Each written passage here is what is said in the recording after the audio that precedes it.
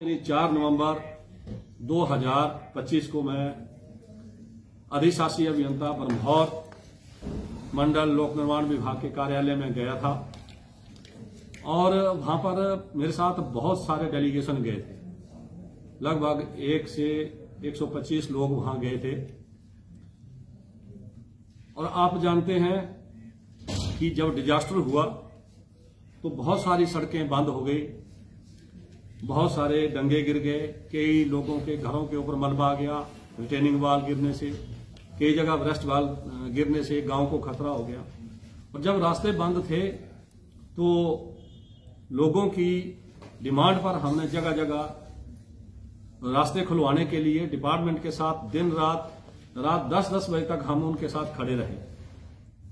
हमने मशीनें लगवाई और जहां जरूरी था वहां क्रेट वर्क का काम शुरू करवाया एडवांस में विभाग के कहने के ऊपर, और डंगे के काम स्टार्ट करवाए।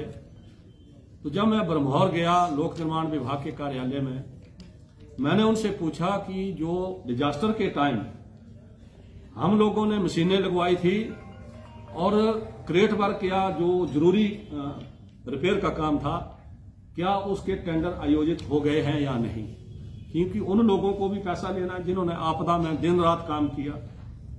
जब डीसी साहब जाते थे, विभाग के एससी एक्सएम सारे लोग जाते थे, हम उनके साथ रात 10-10 बजे तक, जहां गाड़ियां नहीं जा पाती थी और उनकी गाड़ी क्रॉस दूसरी तरफ नहीं हो पाती थी तो बीच में जो गाड़ियां होती थी, हमारी गाड़ियां होती थी, हम उनको रात को लास्ट तक छोड़ने भी जाते थे।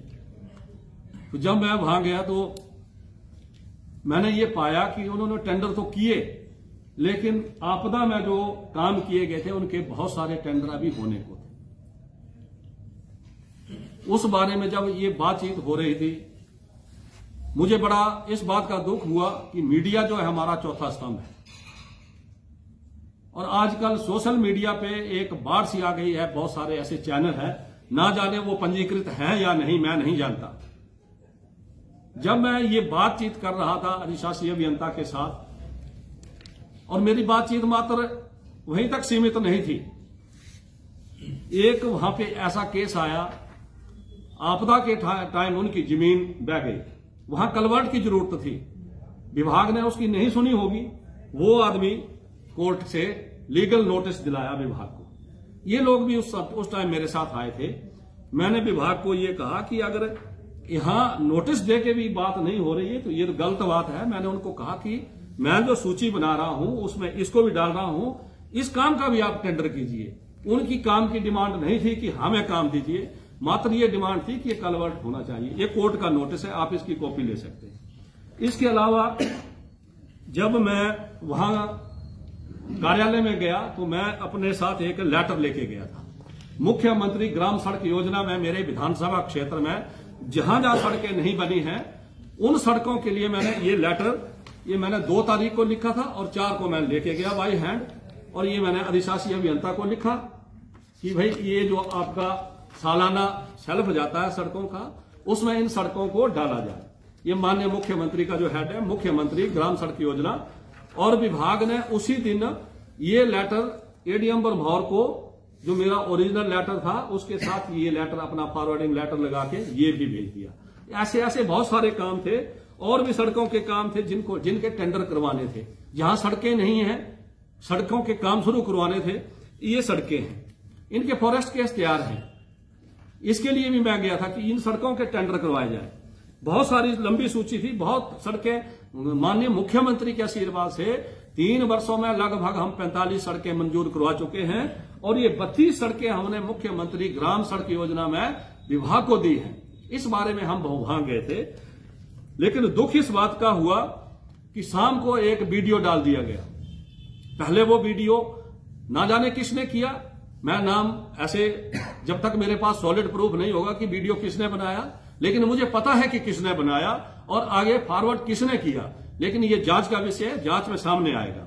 एक वीडियो बनाया गया, मैं वहां 2 घंटे मीटिंग की और मात्र 2 बातें मेरी रिकॉर्ड करके कट पेस्ट करके वो वीडियो पहले पंजाब केसरी हिमाचल के चैनल से अपलोड हुआ। उन्होंने जैसा कट पेस्ट किया, 2 बातें मेरी, उतना ही कट पेस्ट करके उसको चला दिया।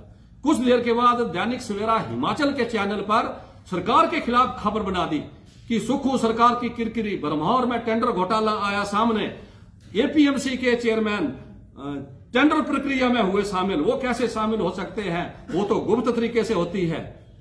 इस तरह की भ्रामक तथ्यों से परे मेरा पक्ष लिए बिना किसी का भी आप किसी के खिलाफ खबर लगा रहे हैं, सबसे पहले दायित्व बनता है किसी भी अखबार का, चैनल का, कि जिसके खिलाफ आप लिख रहे हैं उसका पक्ष लीजिए। मेरा पक्ष नहीं लिया, विभाग का पक्ष नहीं लिया, और एक सुनियोजित षड्यंत्र के तहत, साजिश के तहत सरकार को और मुझे बदनाम करने के लिए ये खबर चला दी। मैं हैरान हूं कि ना 1 नवंबर को टेंडर था भरमौर में, ना 2 को टेंडर था, ना 3 को टेंडर था, ना 4 को कोई टेंडर था, 5 को छुट्टी थी, ना आज भी कोई टेंडर नहीं है। कोई भी टेंडर हो, भले ही 1 लाख का भी टेंडर हो, विभाग की वेबसाइट पे अपलोड करना पड़ता है। 4 तारीख को टेंडर ही कोई नहीं था, तो ललित ठाकुर किस प्रक्रिया में बैठा, कैसे ये भ्रामक खबर चला दी तथ्यों से परे और बिना जांच किए हुए, सुनियोजित ढंग से एक तरह से सरकार को बदनाम करने के लिए, जबकि सरकार एक पारदर्शिता के साथ माननीय मुख्यमंत्री महोदय काम कर रहे हैं, कोई भी भ्रष्टाचार सहन नहीं कर रहे हैं, तो हम क्या उनके जो आगे उनके नुमाइंदे हैं, क्या हम उस तरह का गलत काम करेंगे? सरकार बिल्कुल पारदर्शिता के साथ काम कर रही है। भ्रष्टाचार का उन्मूल समूल नाश करने के लिए सरकार कटिबद्ध है।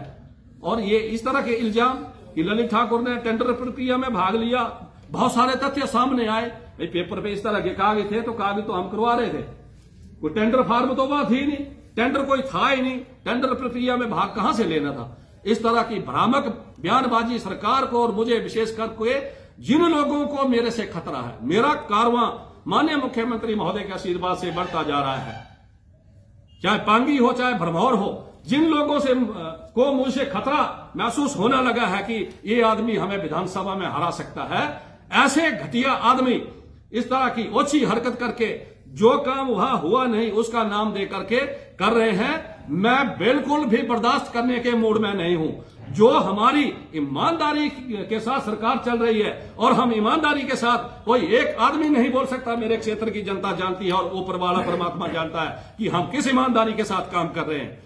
कोई भी बिना मतलब के साजिश करके बदनाम करने की कोशिश करेगा, मुंह तोड़ जवाब दिया जाएगा। मैं माननीय न्यायालय का आज लीगल नोटिस, उस दैनिक सवेरा हिमाचल के चैनल को मेरा नोटिस तैयार हो गया है। प्रेस वार्ता के तुरंत बाद ये नोटिस, कानूनी नोटिस जाएगा, क्योंकि मेरा ना कोई पक्ष लिया गया, ना विभाग का पक्ष लिया गया, और मनगढ़ंत खबर छाप दी, खबर चला दी कि ललित ठाकुर ने टेंडर प्रक्रिया में भाग लिया। बहुत सारे तथ्य सामने आए, वो तथ्य भी सामने रखे, और ये भी न्यायालय में पता चलेगा।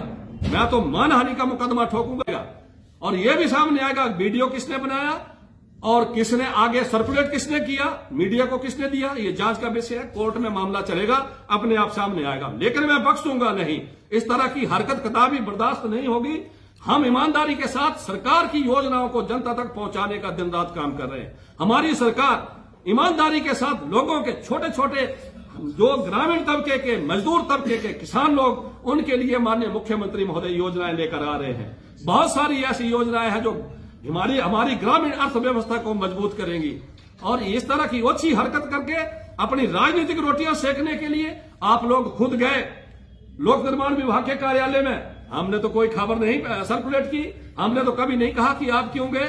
आपके आदमी ने तो धमकाया एक्सीन को कि 200 टेंडर लगाओ, हमारे आदमी को, हमारे 200 ठेकेदार है, एक एक टेंडर लगाओ। वो वीडियो भी मैंने देखा, लेकिन हम ऐसी ओछी हरकत नहीं करते हैं। हम ईमानदारी के साथ लोगों के काम करते हैं, करते रहेंगे, लेकिन कोई इस तरह की षड्यंत्रकारी योजनाएं लेकर के आएगा, ललित ठाकुर बिल्कुल बर्दाश्त नहीं करेगा।